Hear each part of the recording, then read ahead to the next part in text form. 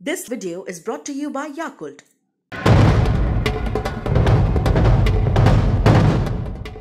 Yakult पाचन में सुधार और प्रतिरक्षा बढ़ाने में मदद करता है। प्रतिदिन याकुल्ट का सेवन करें।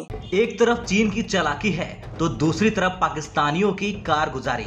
भारत हर तरफ से खुद को तैयार रखे हुए है और इसी तैयारी को दिन ब दिन और मजबूत करने का काम किया जा रहा है। इसी कड़ी में चीन से सटी सीमा पर भारतीय सेना थिएटर कमांड बनाने की दिशा में आगे बढ़ रही है। इसके बनने के बाद यानी थिएटर कमांड के बनने के बाद सीमा संसाधन प्रबंधन को मजबूती मिलेगी।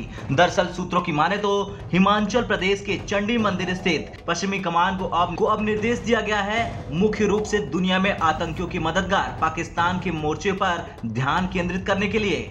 सूत्रों से बात करते हुए एक अधिकारी ने बताया कि जैसा कि हम एक नए थिएटर कमांड के निर्माण की ओर आगे बढ़ रहे हैं, ऐसे में ऑपरेशनल कमांड की सीमाओं और जिम्मेदारियों का जिक्र करना महत्वपूर्ण था और केंद्र सरकार ने chief of defence staff general Bipin Rawat की अध्यक्षता वाले सैन्य मामलों के विभाग को युद्ध लड़ने के लिए तीनों सेनाओं के बीच संयुक्त में सुधार के लिए थिएटर कमांड बनाने को कहा।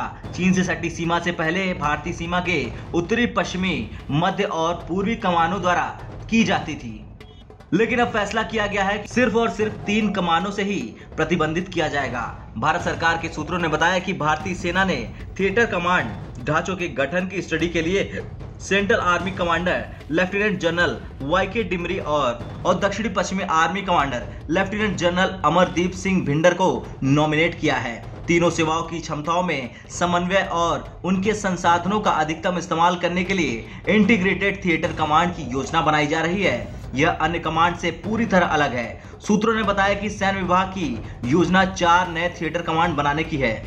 हालांकि इसमें संवेदनशील लद्दाख सेक्टर शामिल नहीं है। इसके साथ ही साथ रक्षा मंत्रालय ने हाल ही में एक बयान जारी कर कहा था कि 15 नवंबर को चलाए गए एक ऑपरेशन में आने वाली सर्दी के मौसम को देखते हुए जरूरी सामानों को सीमा क्षेत्रों में पहुंचाया गया।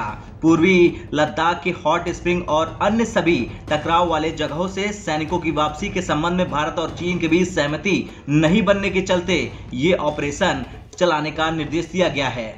दरअसल सितंबर में दोनों देशों की सेनाओं के कोर कमांडो की 13वें राउंड की बातचीत हुई, लेकिन कोई नतीजा नहीं निकल पाया। इसके चलते भारतीय सेना को सर्दी के मौसम में भी सीमा पर सैनिकों की तैनाती रखने का फैसला लेना पड़ा। रक्षा मंत्रालय के अनुसार सेना ने ऑपरेशन हरकुलस के दौरान वायुसेना के C-17, IL-76 और AN-32 विमानों का इस्तेमाल किया। इन विमानों ने पश्चिमी वायुसेना के एक फॉरवर्ड बेस से उड़ान भरी। ब्यूरो रिपोर्ट, भारत तक।